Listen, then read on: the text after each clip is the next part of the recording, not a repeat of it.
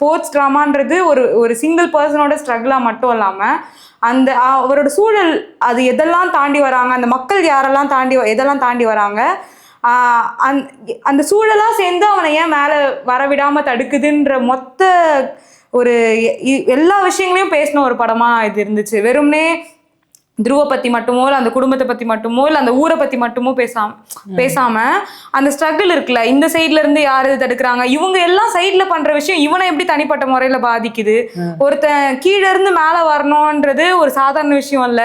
எவ்வளவு வேலையை தாண்டி வர வேண்டியதா இருக்கு, அந்த வேலையை உடைக்கணும்னு பாக்குறவன் ஒருத்தன், அதுல சம்மந்தமே இல்லாம பகை உருவானவன் ஒருத்தன், இவங்க ரெண்டு பேருக்கும் தொடர்ந்து நடக்கிற பகையால இவன் எதனால மேல வர முடியலன்ட்டு ஒண்ணு இருக்குல்ல, அது எல்லாத்தையுமே ரொம்ப புதுசா ஒரு ஸ்போர்ட்ஸ் ட்ராமாக்குள்ள பிளெண்ட் பண்ணதுன்றது மாரி செல்வராஜ் அவர்களோட முன்னாடி இருந்த எப்பயுமே சொல்லுவாங்க ஒரே டெம்ப்ளேட்லயே போயிட்டு இருக்கு, இதை அந்த டெம்ப்ளேட்டை உடைச்ச ஒரு படமா கண்டிப்பா பைசன் இருந்துச்சு.